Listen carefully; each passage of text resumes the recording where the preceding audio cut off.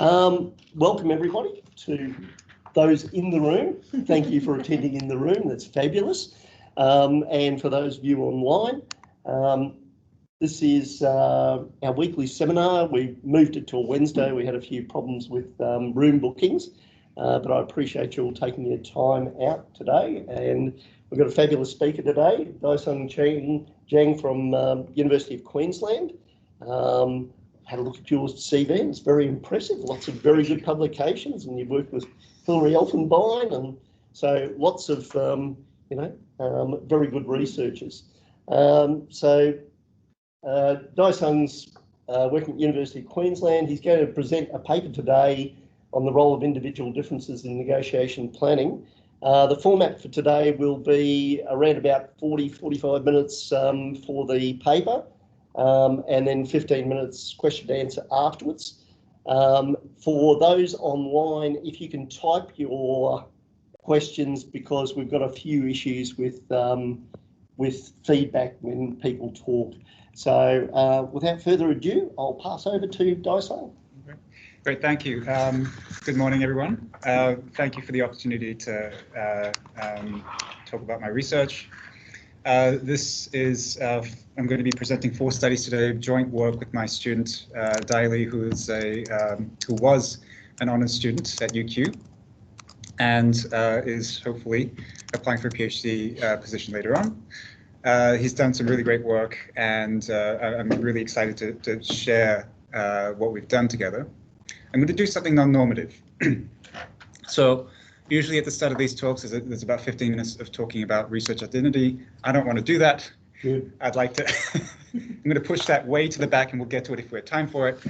I really want to get feedback and your thoughts on what we've done. Okay, so what I'm going to do is talk a little bit about the state of negotiation research. Negotiation is a very common process in business. It's a process used to exchange, establish relationships, and resolve disputes. And when I looked this up on ONET, the formal analysis of jobs, 87% of jobs required some element of negotiation. Right? So it's really necessary in professional life, in our personal lives as well. There's a large stream of research on the topic. If you go to Google Scholar and type in negotiation, there's about 2.6 million articles. Good overlaps with economics, psychology, legal studies, sociology, and anthropology. And it is a common way that we exchange, and so no surprise that it touches many other social sciences. But management and psychology research on the topic is very highly stylized. So my co-authors and I, we looked through a couple of hundred negotiation studies in a systematic review, and what we found was that a bulk of the studies took very much the same form. And so let me show you what that means. Negotiation research is dominated by a couple of paradigms. You have these bargaining zone studies where you have people who are buyers and sellers. Let's say we want to, transact a car. Some seller can let it go for as low as 5,000. A buyer can buy it as much as 6,000. There's a zone where you can make an agreement. Studying how people engage in this tug-of-war process. That's one paradigm. A different paradigm uses a payoff matrix. Let's say there's a candidate and a recruiter for a job. People get given these kinds of matrices where they can say, well, the candidate likes to have their days off. They would like to have a company car, but it's kind of different in how much they prefer those things. The recruiter has different preferences, and it's a maximization game. How can you optimize preferences given this setup? And that's about 50% of research on the topic. If you add in other kinds of experimental paradigms like prisoner's dilemma games, ultimatum games, public goods games, coalition games, and other experiments, 90% of studies on negotiation have these kinds of experimental studies as their design. And that does something, which is it focuses measurement on bargaining. And we actually looked at all of the variables being measured, and 90% of all measurement efforts were on the bargaining phase, right? And that was kind of surprising. Everyone kind of knew this, but it was really surprising that it was 90%. And that was really surprising because negotiation comprises planning, bargaining, and implementation.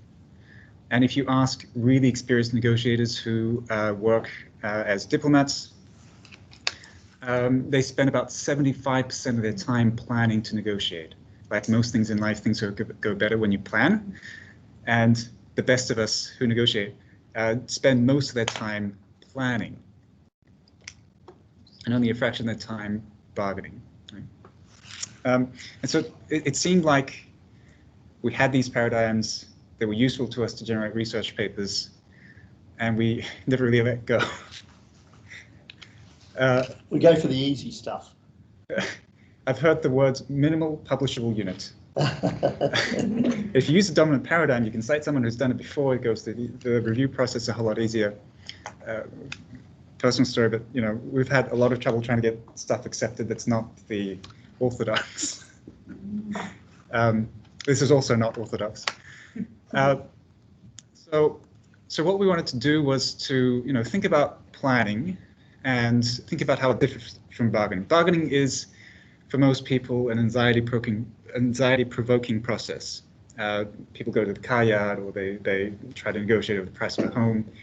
There's this adversarial stance, and it's been described as kind of like a dance. There's always some counterpart to respond to you. But planning is entirely different. Planning can be done alone with the help of in-group members, and planning can comprise information search, which is kind of what we're looking at, analysis, role play, understanding your own preferences, organizing logistics, how you're going to communicate by email, by Zoom, whatever, and many other things other than directly interacting with your counterpart. So it's a suite of activities. There's a whole lot there we don't know very much about. Okay. When I say planning, what I want to do is to think about useful outcomes that people can plan towards. People can plan to do just about anything, including very unwise things. But there are three outcomes that people care about. One is claiming value, or the shared resources attained. Another is creating value, or how much value you can create. So most people think of negotiations as being a tug of war. That's not necessarily true. There's a classic story that's been misattributed to Mary Parker Fowler, but actually told by Robert House. There are two sisters who want to have an orange, and they end up bickering, and they end up slicing the orange into each sister gets half. Well, one sister takes the peel and throws away the fruit because she wants to use it for baking. The other sister throws away the peel because she wants to use the fruit to make juice. Right? And you see, you were negotiating, but you could have created value by just asking each other what you really want the orange for, and you could both have had more of what you wanted. Right? So you can create value. And the third big category of things is relationships. People care about the relationships they make with others when they exchange. You build a reputation that way, and having a good relationship ensures that you can have future working relationships with that exchange partner as well. So those are the big three things that we cared about going in. And what we thought would be instrumental to this process was individual differences, right? Because it's a much more solitary exercise. Your preferred way of being, which is the definition of personality, your preferred way of being would be much more important than in the bargaining phase. We know from research on negotiation that extroversion, agreeableness, and openness correlate with value claiming. There's an asterisk there. That's because it correlates with value claiming in simple choice games like Prisoner's Dilemma games, ultimatum games, not actually in negotiated outcomes. The big five don't really explain any variability in economic value in negotiations. Maybe it plays a bigger role in planning. And this is an empirical regularity that people are trying to figure out, and it's that women claim less value than men. So we wanted to see if that was true in planning as well, if there's any gender difference in planning. Not that we had a solid hypothesis, but we just wanted to know. Plus, it's easy to measure. So our research question was, do the big 5 factors correlate with preference for information type and information search behavior? Gender should be in that sentence as well. I'm not going to write out the hypotheses. I'll show it to you graphically.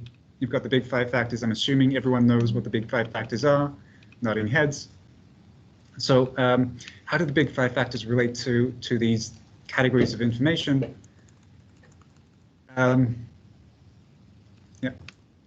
Conscientiousness and neuroticism we think is going to be correlated with value claiming. Conscientious people work towards goals. We think that their achievement-striving achievement-striving tendencies are going to correlate with value claiming.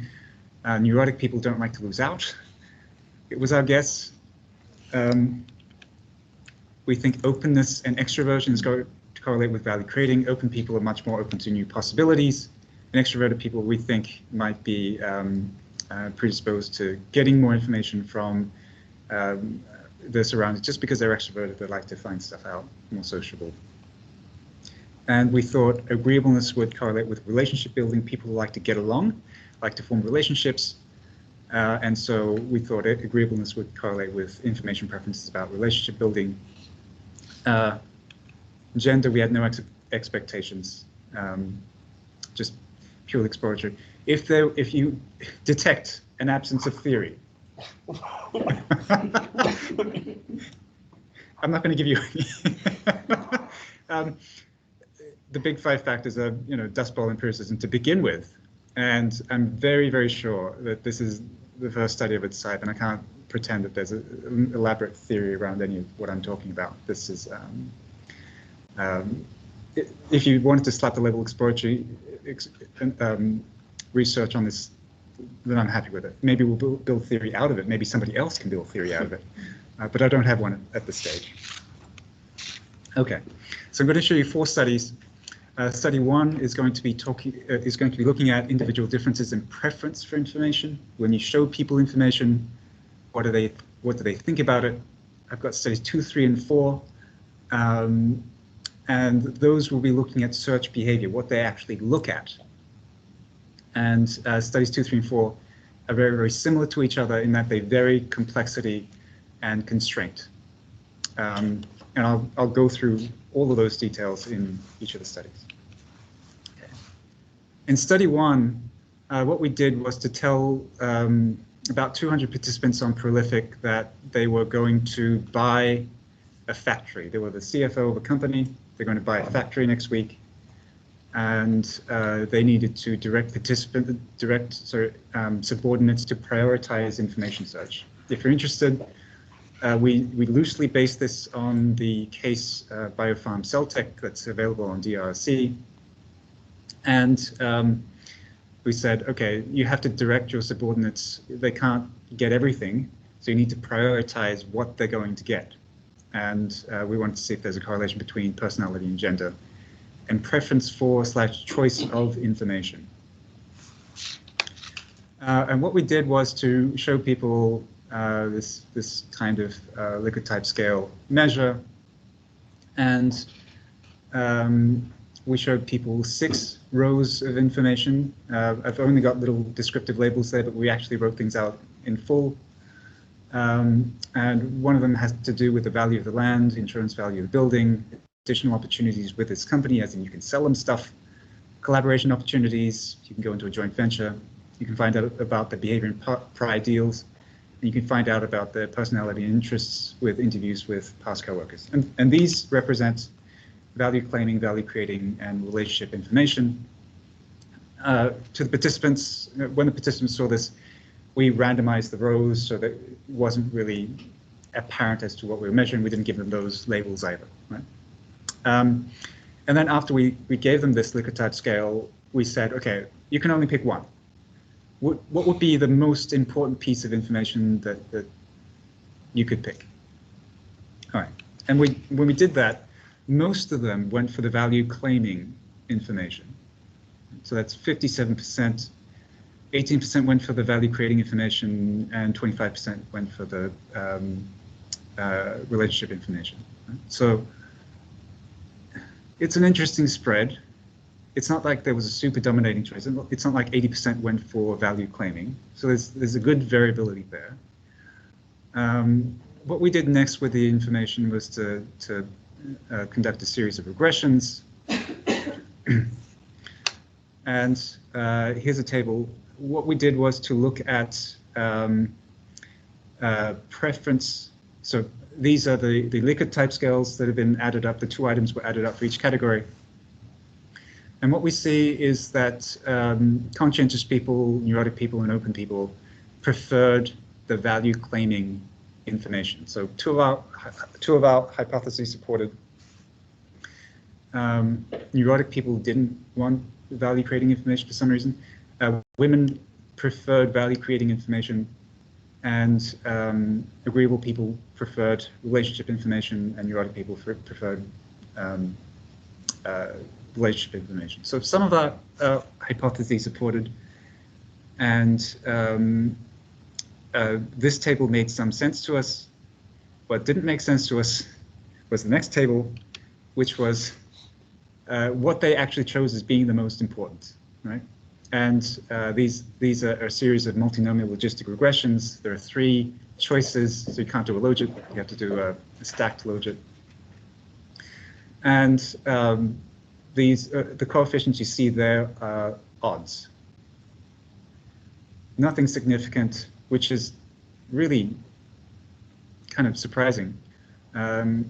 What's odd is that if you look at the summed up Likert type scales, they correlate with these choice variables, but for some reason personality doesn't correlate with choice.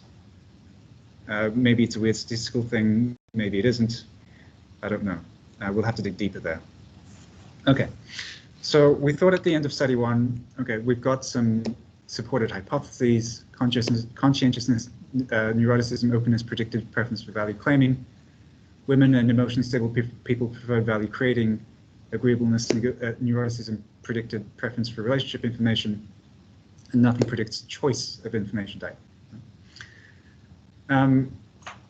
We did this study, and then we thought, well, okay, now let's look at actual search behavior. This is what happens when you give people on a platter, on the grayness of the Qualtrics background,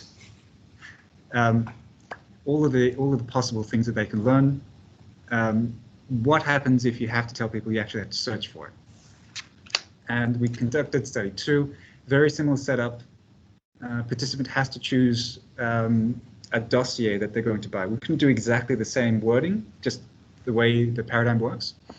So next week you're going to buy a factory, and you can buy a dossier from one of these 3 consulting companies. They'll give you some insight into what the other party is capable of, or the value of the factory. Again, the same research question. And what we used was the mouse lab paradigm. And this is a paradigm that's commonly used in marketing research, in econ. And you see a whole bunch of panels there. You've got a 3x6 grid, and you have all those gray panels. And all of those panels are labeled with the same labels that we showed you in study 1, value of the land, insurance value of the building, and so forth. Categories are the same: value claiming, value creating, relationships. Those gray panels hide information. If you click on a panel, it'll reveal some useful thing to you. Right? So we had 3 consulting companies. One of them had information about value claiming, another had information about value creating, another had information about relationships. So let me show you what happens. Let's just take the top row. If you take the top row and click on the top left, you can see that 360 Consulting Group can provide you information about the value of the land. Not that they give you the value of the land, but they can provide it to you, so you should buy it if you like that stuff. The program records the sequence of clicks, the amount of milliseconds spent on the panel, the number of clicks, and the choice of dossier, because at the end you could choose one dossier to buy. And what I'm going to show you is just the basic descriptives of the mousing behavior, the number of clicks on the types of boxes. And what's remarkable here is that there's a very even distribution of clicks. It's about 16% all round. Right? So there was no restriction on time. There was no restriction on the number of clicks. And when there are no limits, they just tend to click on everything, it seems. Right?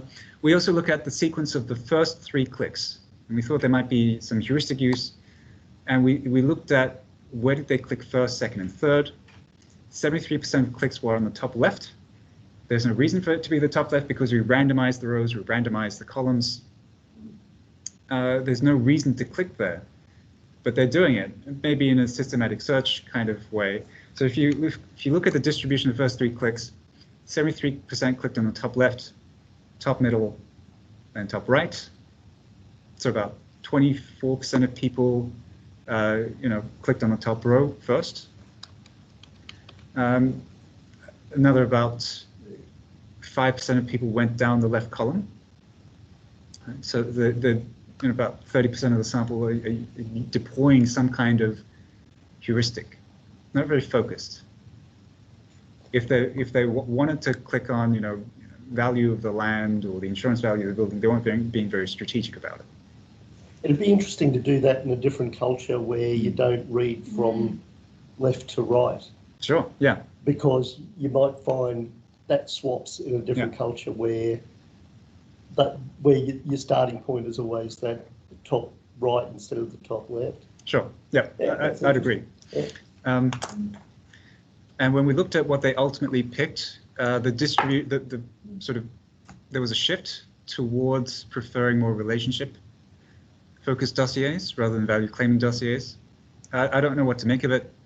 But in the other 2 studies where we look at this paradigm, the distribution remains similar. When you present people with Likert type scales, you get a different response. I don't know if that's reproducible or not, but that's a pattern we get. Okay. So the first thing we looked at was time spent on boxes, and the dependent variables milliseconds. And what we see is that, and these are just linear regressions, standardized coefficients. And what we see is that agreeable people spend more time on value claiming boxes. Open people spend less time on value creating boxes, which threw us in for a bit of a spin.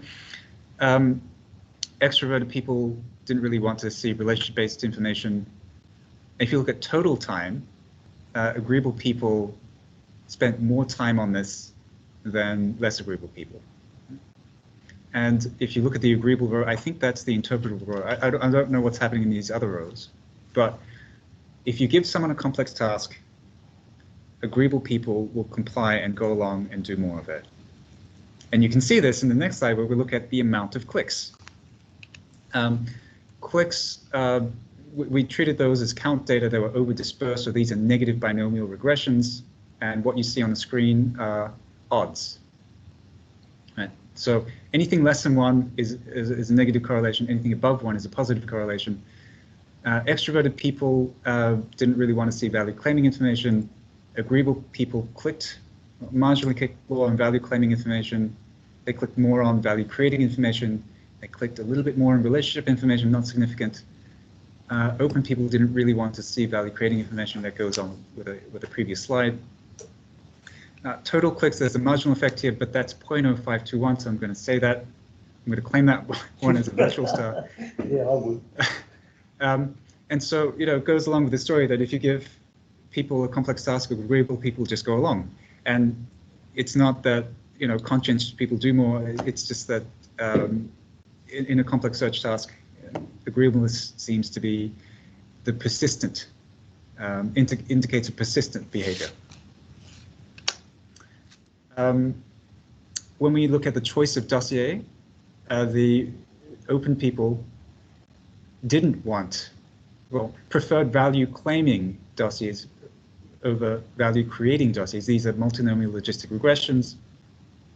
I don't know what to make of it. I think it's a bit of a fluke because it doesn't totally replicate. But again, as with study on personality or gender doesn't really predict choice of dossier in a meaningful way.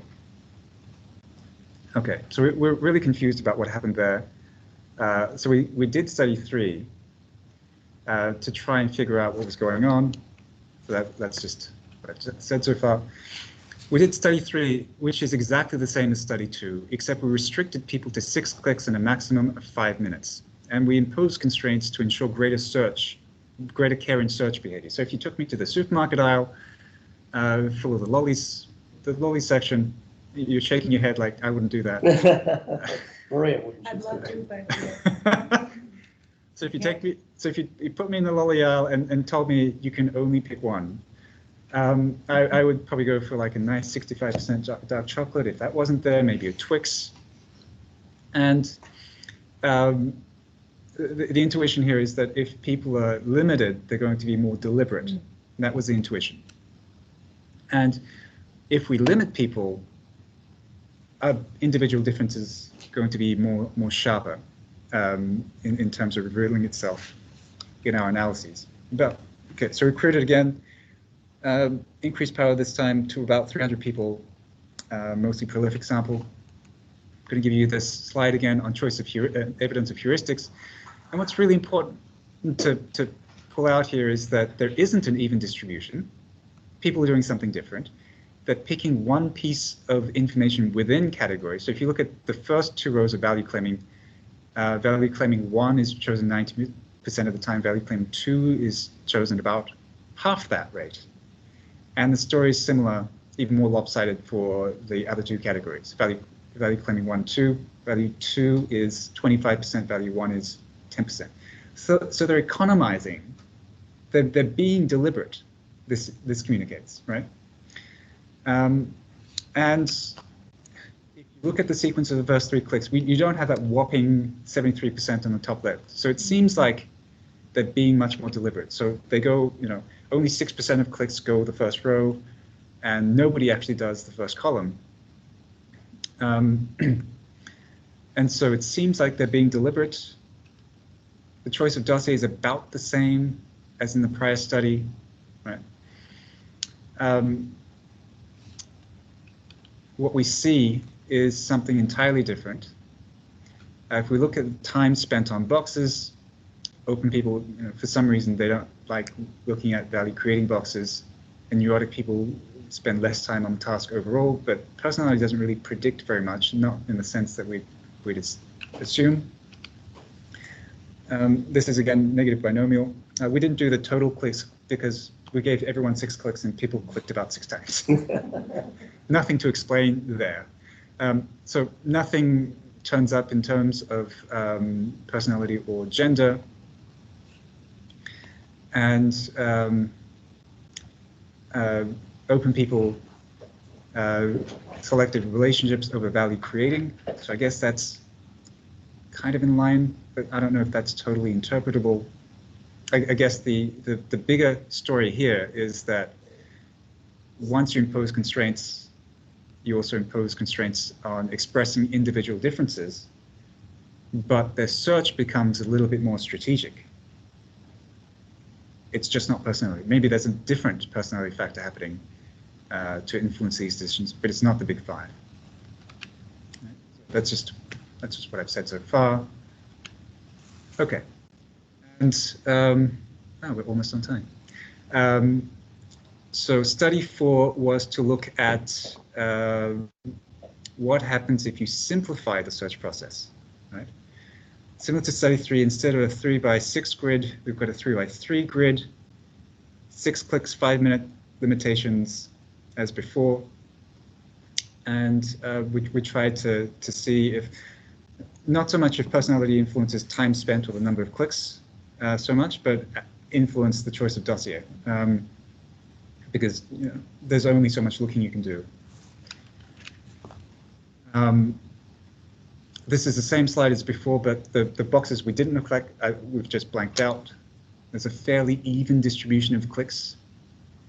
Value claiming for some reason was not preferred over relationships, but it's not like 80% of people are just clicking on relationship boxes. More heuristic search, they go across the top row, but I guess there are few boxes to click. And so these numbers are going to be inflated by the fact that there are fewer boxes. And the choice of dossier looks very much like the prior 2 studies. So that doesn't tend to shift very much. I don't know why. and maybe somebody else will do the study. I'm just trying to get this published. Okay, so when we look at time spent on boxes, personality doesn't predict anything, nor gender. When we look at clicks on types of boxes, personality doesn't predict anything again. And when we look at the choice of dossier, again, nothing. Right. So our conclusion from this, is that when you present information to people, as in study, when you present it on a screen, there's some correspondence between personality and gender and preferences. Right. So when there's not a complex thing to do, when there's nothing to pass, yes, personality plays a role. When people had to engage in information search, individual differences were less predictive, at least the individual differences we looked at.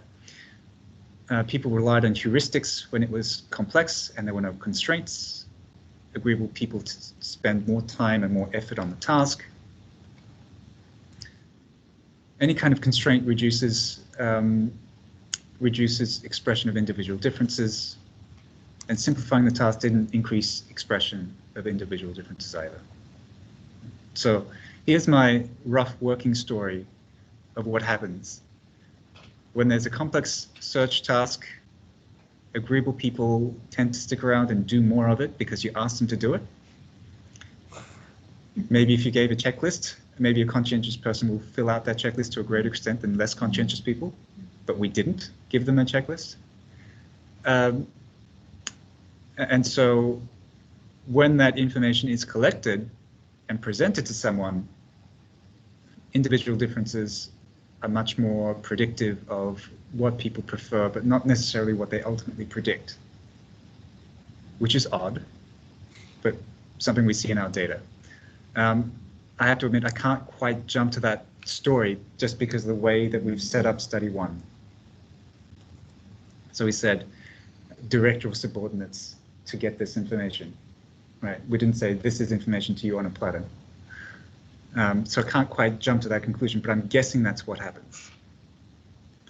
Or maybe there are two ends of this thing, right? When you're directing people to get information, individual differences come out. When people actually have to do the thing, some other individual differences come into fray, and maybe when it's presented to people at the end, individual differences come out then as well.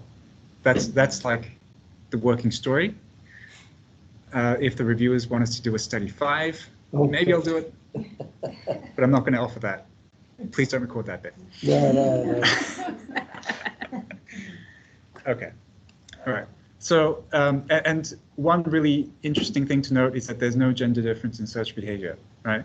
That's nothing. That's not a thing we saw in any of our studies. So it's not that there's any difference in effort or any difference in persistence. Right? So when you're looking at objectively what people do, no gender difference. Okay, all right. Limitations. Mouse Lab does not directly model search. It is a very particular kind of search. And you can think extroverted people, maybe they don't want to look at stuff on a screen, they would actually go out and call someone or talk to someone, right? So maybe extroverted people may, they'll talk to people, not prefer to buy dossiers, which is the setup of the study, right?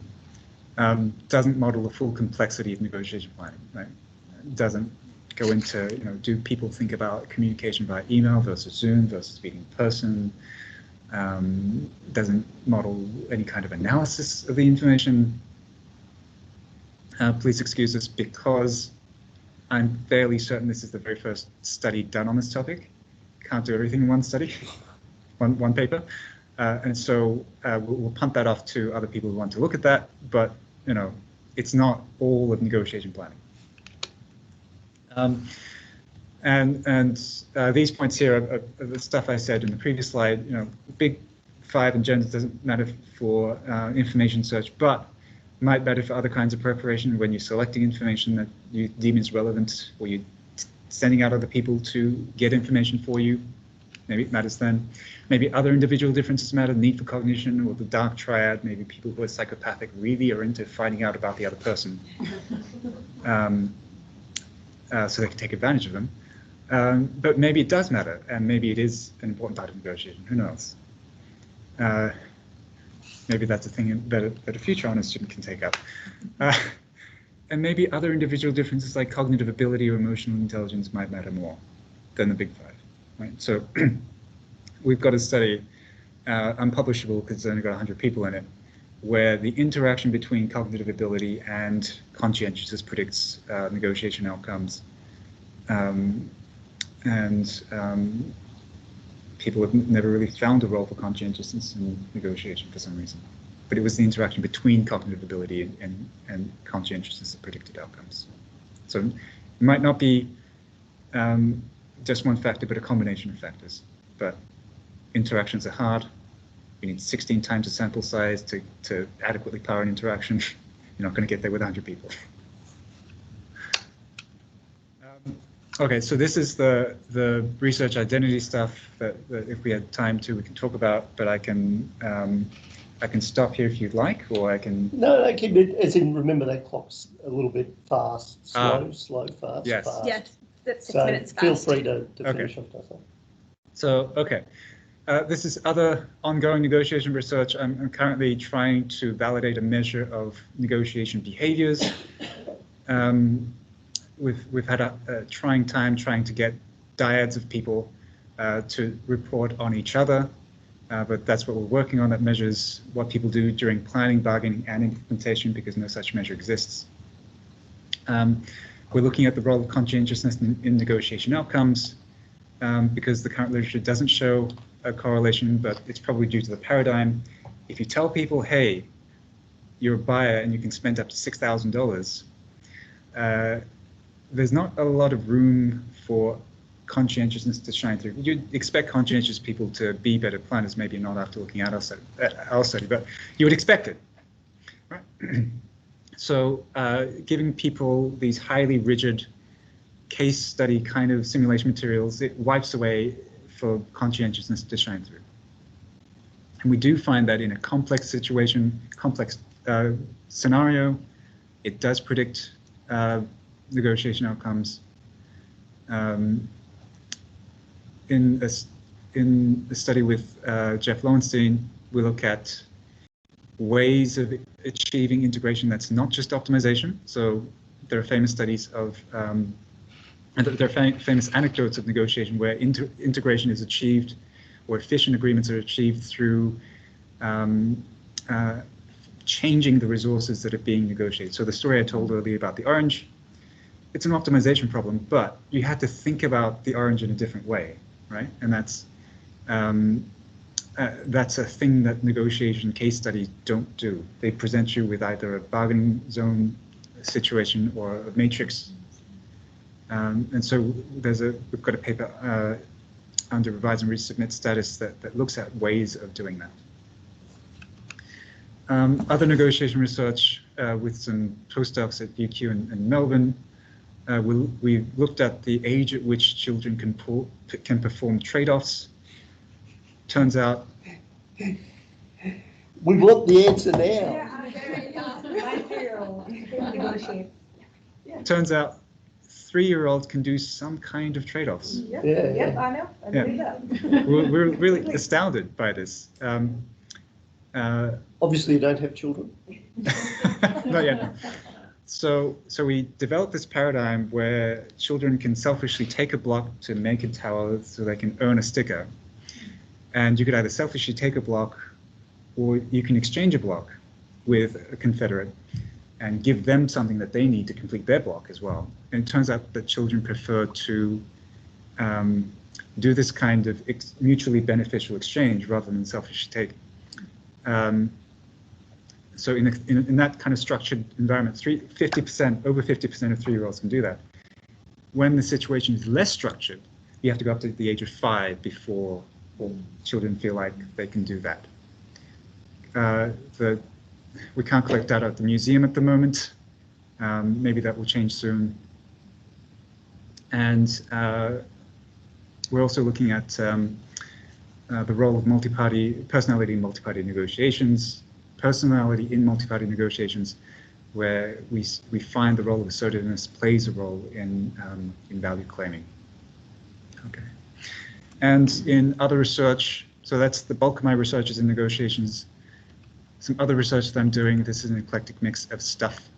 I'm looking at the relationship between emotional intelligence and leadership development. And we find that emotionally intelligent people on ability measures perform better in leadership courses, but self-report measures don't predict much. I guess it predicts people's thoughts about how emotionally intelligent they are and preferences for going into MBA programs to develop their leadership skills, but their ability, but the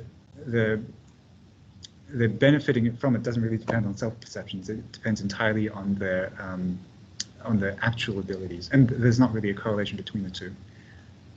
We're also looking at the role of think tanks in public policy. Think tanks have had a huge amount of influence on public policy. We get the news because it's America, but the thing derided as Obamacare was the product of a conservative think tank, which has now disavowed the policy, devised taken up by Mitt Romney, implemented in Massachusetts, and co-opted by Obama. And that's just a little story about how social science, forms of social science, make it out into public arenas, get adopted by governments.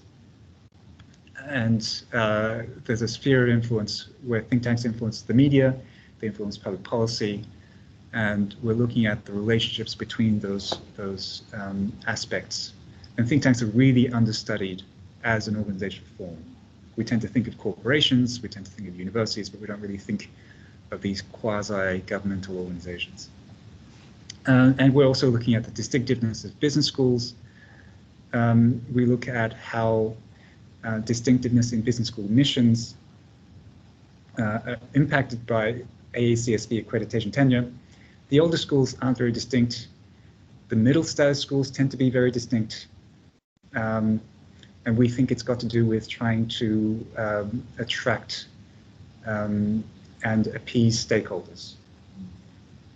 And schools that have just attained AACSB accreditation don't tend to be very distinct. So you've got this inverse U relationship that describes a story about status and people and schools' willingness to venture into new territories to